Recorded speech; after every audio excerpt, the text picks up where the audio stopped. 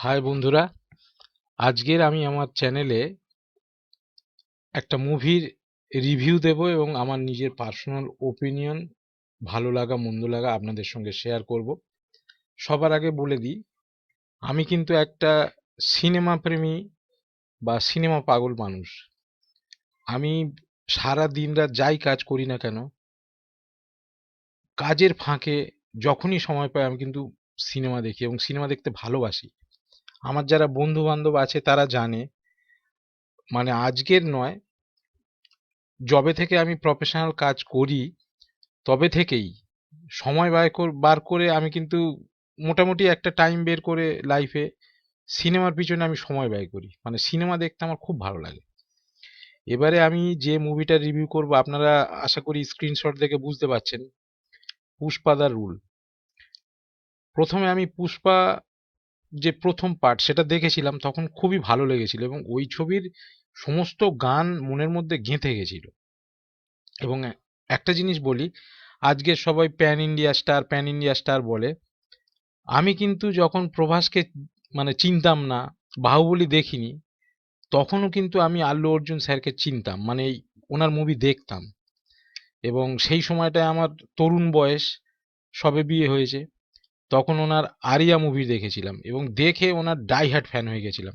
এবং আজকের আমি একটা কথা বলছি, আজকের অনেক নতুন নতুন স্টার এসছে, প্যান ইন্ডিয়া স্টার এসছে এবং অনেক ভালো ভালো অভিনয় তারা করে, কিন্তু দেখবেন তাদের এই একটা দুটো মুভিতে তারা খুব ভালো পারফরমেন্স দিয়েছে এবং তাও ভালো ভালো ডিরেক্টরের জন্য।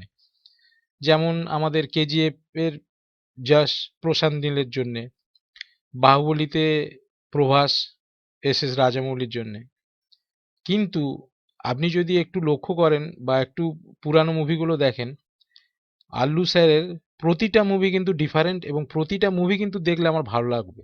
আপনাদের কোনো মুভি দেখে কিন্তু আপনার বোর ফিল হবেন না, বা আল্লু অর্জুনের মধ্যে রিপিটেশন দেখবেন না, যে এই ক্যারেক্টারটা এইরকম করেছে পরের মুভিতেও সেই ধরে রেখেছে, যেটা হিন্দির অনেক অ্যাক্টরদের মধ্যে আছে, যে একটা টাইপ কাস্ট করে নেয়, তারা একরকম রোল করছে প্রতিটা সিনেই, সে রাজা সাজলেও সেই একই রকম লাগে, কমেডিয়ান সাজলেও একই রকম লাগে।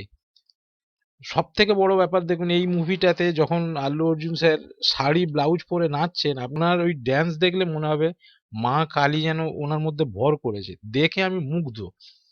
ওনার চাহনি, ড্যান্সের প্রতিটা স্টেপ, মানে কি বলবো, মানে এক কথায় আমি বলে বোঝাতে পারবো না যে কত ভালো পারফরমেন্স দিয়েছে। এবং আমি একটা জিনিস শুনেছি অভিনয়ের মধ্যে, যে মেথড অ্যাক্টিং, যেমন জনি ডেপ সেই লেভেলের অ্যাক্টিং, তাকেও আমি বলবো ছাপিয়ে গেছে।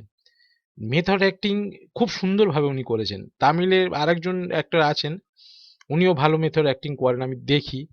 তো ওনার মধ্যে কি বলুন তো, উনি ভিলেনের রোল বেশি করেন, বা ওনার ৩-৪টে মুভি খুব ভালো অভিনয়।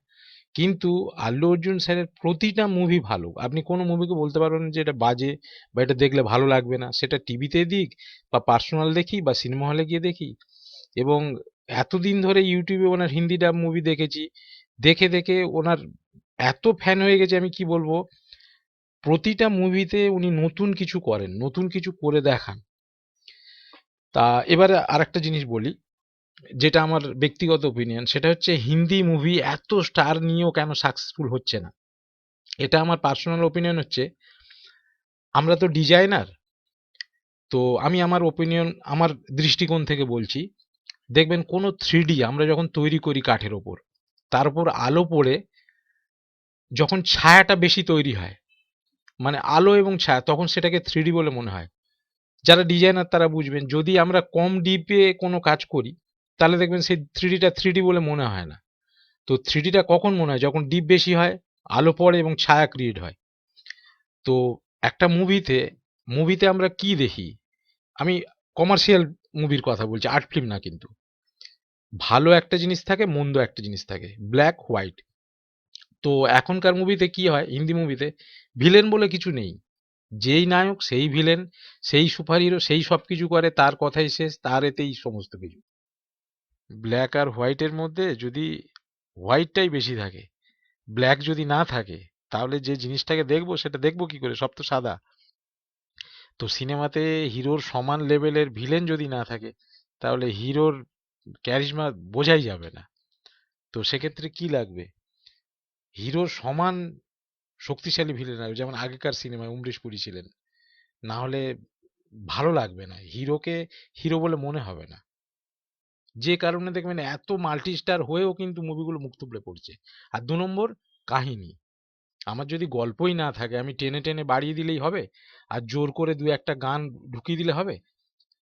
পুষ্পা মুভির গান নিয়ে অনেকে সমালোচনা করছিলেন। আমি একটা কথা বলি, এই মুভির যে গানগুলো আছে, যদি কেউ মুভিটা গোটা দেখে, দেখবেন প্রত্যেকটা গান মুভির ওই সিচুয়েশনের সঙ্গে ম্যাচ করে গেছে। এবং আপনি গানটা যদি না দেখেন, ওই মুভির অনেক সিন মনে হবে মিস হয়ে গেল। এত সুন্দরভাবে লিঙ্ক করে রাখা আছে যে একটা গান ওই মুভির একটা সিনের সঙ্গে যুক্ত। আপনার মনে হবে না যে জোর করে দিয়ে দিয়েছে। আমরা হিন্দি সিনেমা দেখতে যাই, দেখি সিন চলছে, তার মাঝখানে হঠাৎ একটা গান শুরু হয়ে গেল। মনে হলো এটা না হলেই হতো। কিন্তু এই মুভিটায় প্রত্যেকটা গান, প্রত্যেকটা সিকোয়েন্স আপনি তাকিয়ে দেখবেন। আচ্ছা, আরেকটা জিনিস বলি, অনেকে বলে যে এই আকাশে লাফিয়ে পড়ছে, গ্র্যাভিটি নেই, এই মারপিট, এগুলো কেন দেখবো? দেখুন, আমরা কিন্তু নরমাল মানুষ। আমরা সুপারহিরো মুভি কেন দেখি? লার্জার দ্যান লাইফ, এই জিনিসটা কিন্তু আমরা পছন্দ করি। আমাদের মনে মনে কিন্তু সুপ্ত বাসনা থাকে। যারা পরীক্ষা দেয়, ভগবানের কাছে প্রার্থনা করে যে আমার বেশি নাম্বার আসুক, আমি ভালো চাকরি পাই। তো যখন আমরা মুভি দেখি, মুভির মধ্যে কিন্তু আমাদের মনের ভালো খারাপ তার যে দ্বন্দ্ব, সেগুলো দেখে ভালো জিনিসটাই কিন্তু আমরা পছন্দ করি। যে কারণে আমি কিছু মুভির নাম নেব না, হিন্দির কিছু মুভি আছে আমার ভালো লাগে না। সেগুলো হয়তো বিশাল হিট করেছে, প্রচুর টাকা ইনকাম, আমার ভালো লাগে না এই জন্যে সেখানে নায়ক অল ইন ওয়ান, ভিলেন বলে কিছু নেই। একটা মুভির নাম আমি বলেই দিচ্ছি, রা 1। সেখানে ভিলেনকে এত মানে ছায়া করে রাখা আছে, নায়ক একাই যেকোনো মুভিতে ভিলেনকে যদি নায়কের সঙ্গে সমান টক্কর দিয়ে রাখা হয়, তবেই সেই জিনিসটা দেখতে ভালো লাগে। এবং আমি যে বললাম 3D, আলো পড়লে 3Dটা যত সুন্দর গভীর হবে, ছায়াটা তত বেশি তৈরি হবে, তত তার লুকটা ভালো লাগবে। মুভিতেও তাই।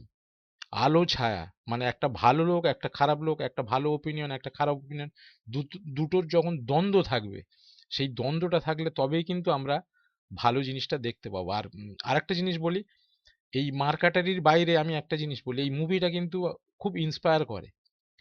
মানুষের যে আত্মমর্যাদা আছে, আত্মসম্মান আছে, গরিমা আছে, যে গর্বের ফিলিং, সেটা কিন্তু এতে দেখায়। এখানে কিন্তু একটা জিনিস বলে যে সবার কাছে ছোট হও না, ঝুঁকো না। ঝুঁকো না মানে এই না যে তুমি লোকের গলা কেটে দেবে, মারপিট করবে। এখানে আমি যেটা এই মুভিটা দেখে শিক্ষা নিই, সেটা হচ্ছে তুমিও মানুষ, আরেকজনও মানুষ। একে অপরকে সম্মান দাও, নিজের সম্মানটাও রাখো।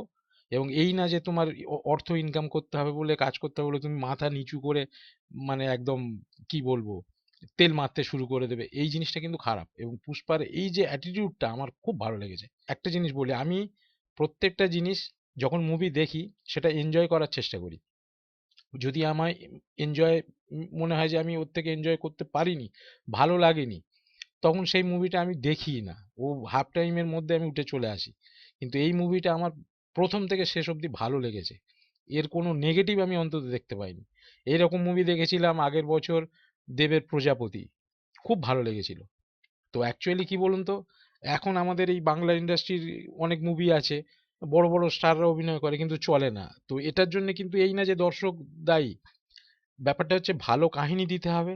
তার সঙ্গে, সঙ্গে নায়ক ভিলেনের দ্বন্দ্বটা দেখাতে হবে। যেমন এই রিসেন্ট একটা মুভি খুব হিট করলো, বাংলা মুভি, হচ্ছে 'বহুরূপী'। 'বহুরূপীতে' আপনারা যদি দেখেন, যারা বাংলা মুভি দেখেন, দেখবেন ওখানে ভালো খারাপের দ্বন্দ্ব দেখানো হয়েছে। শুধু এই না যে নায়ক হাইলাইটেড বা ভিলেন হাইলাইটেড। ব্যাপারটা হচ্ছে দুজনকে তো সমান দেখাতে হবে। আর অনেকে বলছে 'পুষ্পাতে' এই ফাহাদ ফাজিল খুব ভালো অ্যাক্টিং করেছে। অ্যাকচুয়ালি ফাহাদ ফাজিল তো খুব ভালো অ্যাক্টর। ওকে তো অন্য অনেক মুভিতে ভালো করে ব্যবহারই করা হয় না। সাইড ক্যারেক্টার করে রেখে দেয়া হয়। 'পুষ্পা 1' এ ১০-১৫ মিনিট টাইম পেয়েছিল, তাতে কাঁপিয়ে দিয়েছিল। আর এখানে মুভিটা দেখতে, দেখতে আমার শুধু মনে হচ্ছিল মিকি মাউসের দৌড়। একবার মিকি এগিয়ে যায়, একবার মাউস এগিয়ে যায়। মানে দুজনের মধ্যে এত সুন্দর বন্ডিং, নায়ক এবং ভিলেনের, মানে ফুল এন্টারটেইন হবে। আমি চাইবো এই মুভিটা যেন বিশাল ইনকাম করে এবং এই মুভিটা থেকে যেন হিন্দি মুভি, বাংলা মুভিরা কিছুটা হলেও শিক্ষা নেয়। আর জোর করে কোনো মুভির মধ্যে যেন গান ঠুসে না দেয়। গানটাকে যেন মুভির সঙ্গে একটা মানে সম্পর্ক থাকে, সেইভাবে যেন বানায়, কাহিনীর উপর যেন জোর দেয়। আর একটা নায়ক কত ডেডিকেটেড হলে এত সুন্দরভাবে অভিনয় করে। আপনি আল্লুর পারফরমেন্স দেখুন, আল্লু স্যারের। ওনার প্রতিটা মুভমেন্ট দেখুন, ওনাকে দেখলে মনে হবে না যে একটা ভালো উম, লোক, মনে হবে যেন একটা ভ্যান চালায়, রিক্সা চালায়, লরির ড্রাইভার। তা কিভাবে সে ওই লেভেলের অ্যাক্টিংটা করেছে, এবং আমি তো বলবো আমি মুগ্ধ, খুবই ভালো লেগেছে আমার। তো আমি এতক্ষণ আমার রিভিউ দিলাম, আমি এটাকে 10-এ 10ই দেবো। এবং অনেকে ডিএসপি মিউজিক নিয়ে ব্যঙ্গ করছিল।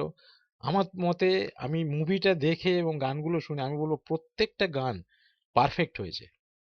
যেমন প্রথম এই পুষ্পা পুষ্পা গানটা আমি যখন শুনি এমনি ইউটিউবে, আমার মনে হয়েছিল গানটা এইরকম বানিয়েছে কেন, কিন্তু কেন ওরকম বানিয়েছে সেটা মুভিটা দেখলেই আপনি বুঝতে পারবেন।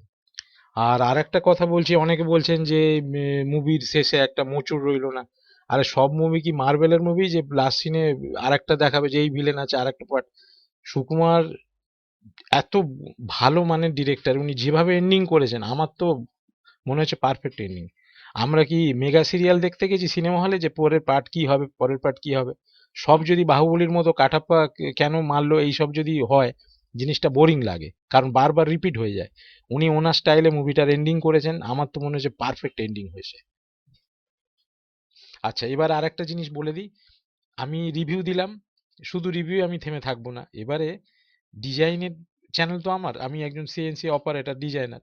তো আমি এই যে পুষ্পার যে লোগোটা আছে, এইটা ডিজাইন কি করে বানাতে হবে, কিভাবে থ্রিডি বানাতে হবে, এই ভিডিও শেষে দেখাচ্ছি, আপনারা দেখুন এবং দেখে শেখার চেষ্টা করুন। আর আপনারা সবাই একসাথে বেশি বেশি করে পুষ্পা মুভি দেখুন, আল্লু স্যারের পারফরমেন্স, আপনারা সবাই মানে কি বলবো, পয়সা উসুল পারফরমেন্স দেখে খুশি হয়ে যাবেন।